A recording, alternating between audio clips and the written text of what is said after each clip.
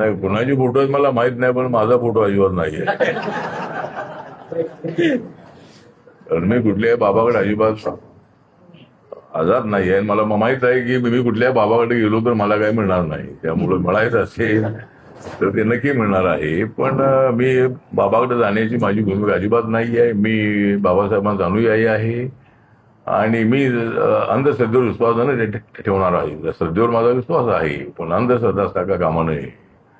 आणि कुठल्या तरी बाबांनी सांगितलं मंत्रिपद मिळतं, राज्यसभा मिळते किंवा तिकीट मिळतं असं अजिबात नाही आहे. पण एक लोकांच्या मनामधली एक भावना आहे.